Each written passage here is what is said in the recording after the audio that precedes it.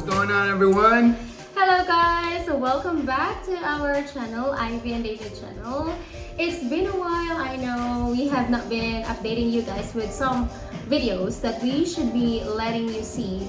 However, there's an important reason for that. But today, we will be talking about tips on how to avoid offloading. Offloading. Yes. We'll get to it.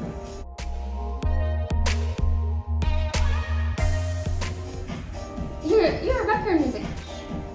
No, the intro music. Okay, first let's talk about what is offloading. Any idea? Is when you're about to get on the plane and the immigration officer looks at you and says, "Where are you going?" and you answer, "You don't know." Ow. That's so bad. Well, there's more to it, and we're gonna get to it. So, first things first, there's no such thing as offloading policy in the Bureau of Immigration, okay? So that's not a policy.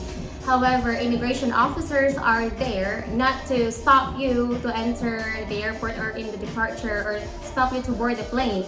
They are just making sure that you are ready and you are safe to where you are wanting to go, your destination country. So being offloaded, which means you are not allowed to board the plane, even though you have paid the airfare, you have prepared everything, you have accommodation ready waiting for you. But if the immigration officer says, sorry, no, then there's nothing you can do but goodbye. Believe it or not, we almost had a scary moment that we thought that might happen, and we'll get to the things that we need to get. But I want to give you a good tip on be ready. If it wasn't for me having Wi-Fi while I was in the plane, 30,000 feet above or 40,000 Qatar Airways, and she was asking me like, "Hey, send me your passport. I need the passport PDF. Send me some pictures. Send me your ticket information," and all these things. And I'm like, what? So thankfully I was able to email her right on time in front of the immigration officer. If not, no Maldives trip. So listen. Okay, yes, that was my mistake. I had those things, especially for the ticket and everything. But sometimes the Wi-Fi is really acting up whenever, for example, I was inside the airport and the immigration officer right in front of me, and they were asking me for his passport picture, and I was scanning through it, and my internet was so slow, so I was scanning through the emails. So tips for that's also very important. You should keep it handy and safe. However, there's a question. Why do you think people get so offloaded? Why do you think that, what are the reasons why they get offloaded? So one of the reasons there is that lack of documents. So you don't have the necessary documents that the immigration officer might be asking, which means that can be a red flag. So, and also every immigration officer is different. So some people says, this immigration officer is so strict, she or he asked me so many questions. But there are also some people who says, oh, I get to ask only one question or two and then everything's fine. So you have to be like, you have to pray a lot before the immigration officer asks. Because if you get to the window where the strict immigration officer is, start praying. And I want to give a disclaimer. This is our experience from me coming from the US and she's coming from the Philippines, going to the Maldives. So we had some friends from online, they were going to Morocco. We don't know how the immigration feels about Morocco or what's the security risk in that country. If there's some issues, some political issues, some terrorist issues in general, I'm saying some danger, then that also might cause an offload if there's not sufficient information. Because if you get flagged, whether it looks like trafficking or sad to say prostitution sting, or who knows, right? They're trying to just be careful on the behalf of the Filipino to not get in danger when they leave the Philippines. So yeah, so some tips, let's get to it. Number one, provide sufficient documentation, like we said. So there are a lot of documents that you have to prepare. I'm not saying that all of these documents will be asked by the officer, but I am always really ready because I don't want to regret it the moment you are in the immigration officer and then they ask you this and you didn't prepare for that, you would be like, I wish I did. So you don't want to have the regrets, okay? So it's better to be over prepared than to under prepared and get offloaded. So when I traveled to Maldives last November, well, October 31st, I over prepared, but it's a good thing because at least it gives me the assurance, not 100%, but at least I know in myself I did my part. So the documents that you have to prepare, first of all, is of course your passport. For me, I had to make sure that my passport is not going to expire within 6 months of your travel. So for example, if I'm traveling now, this month is January, and if my passport is going to expire in 6 months, I shouldn't be traveling to take that risk. I should renew my passport before I do the travel. Second, the ticket. Make Yes. sure you have the ticket and make sure that you don't exceed the amount of days. I believe Maldives, the maximum is 30 days. If you can stay in Maldives for 30 days, then congrats, because it'll get expensive. But just make sure that you have a ticket and a ticket back, so a round trip ticket. If you have a one way, they're gonna ask you, what's your other ticket? that's gonna be a red flag if you only have a one way, because they will be asking you, what will you do after your stay in Maldives? For example, if you're going to Maldives, this can be applied for any other destination. If you are not staying there for good, or if you're not going to do any project, or let's say studying, just for tourists like sightseeing, they will really ask you for a return ticket with a date on it, not an open ticket, for example, because without the return ticket, they might think you're planning to stay there illegally, which is not good because they are avoiding that. Human trafficking, illegal staying. That's one of the main reasons why immigration officers are so strict about the tickets. Yeah. The next one is, we'll be getting a lot of questions on this one, and honestly, I think it's straightforward, but not common, so it could get confusing. Affidavit of support. Yes, it's commonly abbreviated to be as AOS. So we are going to create a separate video for that. As a summary for AOS, affidavit of support is a guarantee, not like 100% that can really make sure you are not going to be offloaded if you have it, but it is highly going to make you pass in the immigration officer if you can show that you have prepared an affidavit of support from him. For example, I had to make sure I have affidavit of support notarized On her end, my end, Yes. saying that if anything happens, I could cover the expenses. If she gets sick, My if there's an safety. issue. Obviously, with COVID, you have to be ready for any circumstances that might happen. We've heard some horror stories that people get stuck somewhere. So that's the point of affidavit of support. If she runs out of money, then I could cover her, and that way the immigration is not like, oh, what are we gonna do with this Filipino citizen that's stuck in X country? So in relation to the affidavit of support, the next paper or document that you need to prepare is the CFO. The CFO stands for Commission on Filipino Overseas. So it is a certificate that you have to get. Actually, AOS is part of the requirement to get the CFO.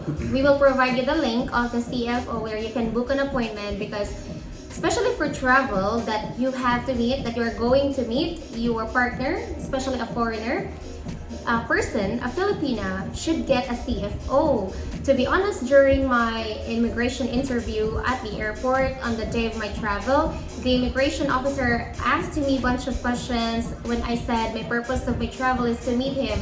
And they've been asking so many questions, but then when I said, okay, excuse me sir, I got a CFO certificate, and then that shuts off all the questions, to be honest. Like, they say, oh, you have a CFO, okay. They just ask me some questions to follow up about it, and then I get passed, I get approved. So yeah, get a CFO. So another thing that ties into the affidavit of support is we both have to give financial capabilities. Oh yes. So that's another thing. Okay, you're going on a trip, good on you. Are you gonna come back? And can you afford to come back? And then that also ties into, do you have a job to come back to? Yeah. So if you don't have a job and you have no money and your bank statements are on zero, it's gonna look a little weird.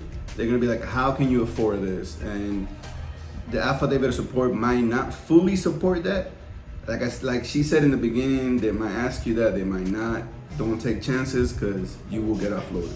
Yeah, in my case, during my interview, they never asked me for any bank statements and any bank certificates. I was actually shocked because consider it was Maldives, and you know it's really expensive compared to Asian countries that are tourist destinations.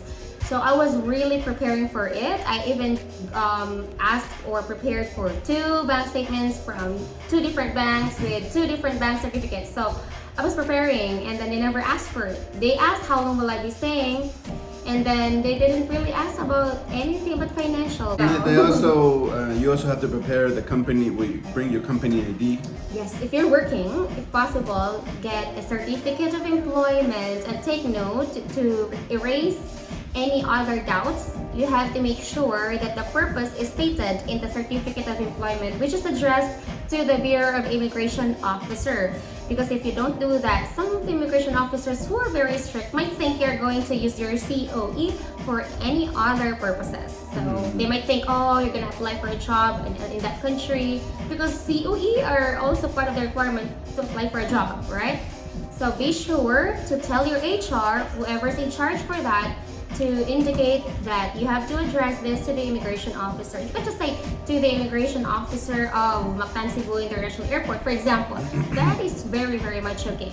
Yeah, it's just, and overall, it's just bringing ties together back to the Philippines. What's gonna tie you back to coming back to the Philippines? You don't want to make them think like you're running off. Yes. Because they won't let you run off. And it happens, and that's unfortunate for various reasons. So just don't put yourself in that predicament, especially if you have a trip to Maldives, which is expensive and there's a lot of planning. So, and back to the other point, I gave her all my documents, and we missed some documents, and then she had no service. So make sure you have all the documents. The Filipina person.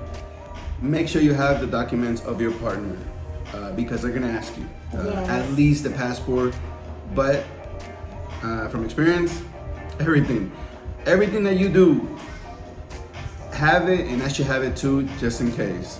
Well, in general, if you are not traveling for like the purpose of meeting somebody just for yourself, of sightseeing, pure sightseeing, for example, because of course some travelers are just going to travel for experience, not necessarily meet somebody. So if you're traveling for sightseeing purposes, just make sure that you have every document in your hands that can prove your ties to the country, because they don't want to think that you are not coming back to the country. So some of those things that you have are, for example, business permits under your name. Not necessarily print them as a hard copy. Maybe soft copy will do, because some immigration officers might overthink about it. At least you have that. If you have children, show proof like birth certificates of them. Of course, they would know that you would come back. And, well, the employment certificate is a strong proof that you have a job to come back to. So for documentations, I think those are most of the things. The second tip is you have to be consistent whenever the immigration officer asks you questions. And you have to be straightforward and never give any unnecessary answers. Let's say you are having a visa, tourist visa. If you are going to a country that requires tourist visa, then of course you are traveling as a tourist. But if the immigration officer is asking you and you say you're going to find a job or going to see if there's an opportunity there, then that might raise a red flag, because they might think, oh, you are not holding a work visa, it's a tourist visa. So that's very inconsistent. They might put you on hold and will give you additional questions because they're doubting already. And another thing is, if they ask you a question, just answer it and don't add anything else, because you might say something that can raise some confusions from the immigration officers. And we know there's some couples that are going to be watching this that never met each other in person. Yes. I would just like to say good luck, but just prepare as much as you can conversations, Screenshots of your screenshots, conversations. monetary support, Bank transfers. proof of relationship. For us, we've seen each other before, so we have strong proof. So for the people who are watching that have seen each other before in person and have proof, perfect, have it on hand. Hey, I've seen them before. They've been to my house, they met my mom, they met my dog. You know, whatever, it's gonna help out. And one thing also, which is the next one, is you're going to Maldives, or you're going to a tropical island or the beach, or maybe you're going to Paris, who knows? But you gotta dress properly. Yes. To be honest, we don't want to say that you are judged by the way how you dress. Well, even if you don't want to say it, but you can't really avoid for a person to create an impression based on how you dress, because that's how you represent yourself. So when you travel, of course, you have to create the impression that you are capable of traveling, you know? You don't have to overdo it. You don't have to wear extravagant clothes just to impress them, because that may raise also red flag. Why are you so trying hard? So just dress smart clothes, presentable. Well, if you're going to a very cold country, of course, show that you are bringing something for the cold weather, you know? Anything is okay as long as it's not like raising a question, because dressing appropriately is like part of profiling, though it sounds kind of discriminatory. It's like there's discrimination, but we can't really avoid that. It's better to prepare, you know? So yes, dress appropriately. So next up, we got the possible questions that an immigration officer might ask you. Okay, so we are always telling you guys these are the tips, but some are very curious. What are the questions that the immigration officers might be asking? So the purpose of the travel can be the basis also of the questions, okay? So now that's the number one question too. So the first question here, we actually listed possible questions that an immigration officer can possibly ask you. And most of these things are being asked when I traveled. The first one. Breathe. Calm. Where are you going? That's so like, you're going. You cannot travel. Yes. Hey, I have gotten yelled by an immigration officer in the U.S. It's not fun, all right? It's not fun because you can't say anything back. You just gotta be like. You got yelled? Yeah, I got yelled. I was bringing like fruits or chicken. What? From another country. Yeah, bad. Yeah, don't do that. Okay, so of course, the first thing they will ask you is, where are you going? So if you say Maldives, I'm going to Maldives, just say Maldives. Don't say, I'm going to Maldives because. No more because. Wait for them to ask you again. Next question. What is the purpose of your travel? Yes. Alright, so for me, they asked me, why are you traveling to Maldives? And I said, I'm going to meet him. Yes, they will be asking you that. You have to be honest. You have to tell them, why are you traveling? If you are traveling to visit a relative, then tell them. If you're traveling to see the famous architecture of whoever, then tell them. Because they will be making a follow-up question based on the purpose. So for us, we're traveling to Maldives. And then they asked me also like, what is your occupation here in the Philippines? Yes, they asked me, but they never asked for my COE. I just told them, I am an English teacher here in the Philippines. And then they said, okay. And then they told me, whom are you traveling with? I said, I'm traveling alone. And then I'm going to meet my husband, quote unquote. We will tell you later. So they told me like, okay, so who paid for the travel? That's also one question. Who paid for it? Like the ticket, and then some of the stuff, like expenses. Some of this I paid for myself, but mostly it's him. And then what else? How long you gonna be there? Okay, has he visited here? How old is he? Yeah, they asked me a lot. 3 times, right? Yeah, 3 times. Savage. Not consecutively, of course. I'm sure the immigration officers have their ways to see if you are consistent. So they kept on asking me, like, for example, it's like, oh, how old is your partner? And then it's like, oh, he's 30 years old. And then it's like, okay, then they're scanning through my papers and they're like, do you have some documents that shows the relationship proof? So I said, do you have pictures? They asked pictures. I showed them the pictures straight from my phone because I never printed out. But it's okay, just save pictures and be sure to save them in a separate folder. You don't have to scan, you know, because that might take a lot of time. And then they asked me, how long have you been together?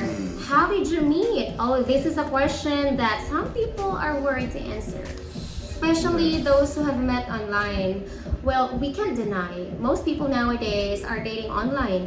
With the traveling, with the COVID cases, it's impossible to see in person. And yes, be honest. And if they ask you why you haven't met each other, tell them. For example, it's impossible to travel here because of COVID. He's not allowed to enter the country yet. That's why we're traveling in another country to meet. For example, financial problems. Just tell them. Just be honest. You know, as long as you're not making stories, because they will know that you are not telling the truth. Every immigration officer is going to be different. We can sit here and talk about all these different scenarios, and one of you watching go and nobody asks you anything. Yes. And then one of y'all might get offloaded. We don't want that, but that's where we're here sharing possible scenarios. But at the end of the day, all you have to do is answer truthfully, consistently, and just be professional about it. Yeah, be confident. You have to be confident because if they see that you are not confident, they are thinking there's something that you're worried about, and they will not stop until they find out about it. So for me, my personal advice when it comes to traveling to meet your partner is to make sure to have a CFO. I know some people never get to ask about CFO certificate, but most of the immigration officers will ask about it. And there's even one person that I knew from TikTok and somebody from social media. She got offloaded because she didn't have a CFO certificate. So even though it's not important for others, just to make sure you're okay, you have to get CFO. Anyway, CFO is still valid if you travel again, not just for once. If you travel now, it's valid. If you travel next time, it's valid, as long as it's the same partner. You are not having a new husband, new boyfriend, because you have to get another CFO for sure. Yeah, so I think we covered everything. If there's more questions, we'll try to answer them. We'll be more connected now since post Typhoon Odette. They're still rebuilding here in Cebu, and we will try our best to integrate ourselves again in the YouTube and help everybody out. Yes, so I'm not sure if there's still something we missed. If there's any questions you would want to ask, please leave them in the comment section below. We will try to answer all of those questions one by one. And the next video that we will be posting soon will be about the affidavit of support, which we get to be asked a lot. Like a lot of people have been asking how to make it, how to do it, because some of them are traveling to Maldives. And yes, and it's not common from the US side to make something like that, but it is common here. So that's why there's a lot of questions from the US side, probably asking the girlfriend like, hey, what is this? You know, like, I've never heard of this. Why do I have to do this? Why do I have to notarize it? I mean, to be honest, when I took it to get notarized, even the guy was like, what is this? So I had to explain to him what it was. And he's like, oh, okay, yeah, of course. Yeah, I agree. We should do it. Oh, yes. In the USA, that's not a requirement. CFO is the requirement in the Philippines. Yeah. Okay? So this whole video reminder before the video ends is we're talking about offloading in the Philippines. Yeah. This is focused to my Filipinas and Filipinos that are trying to travel and meet their specific other in a place in the world. Alright. So see you again in the next video. Good luck.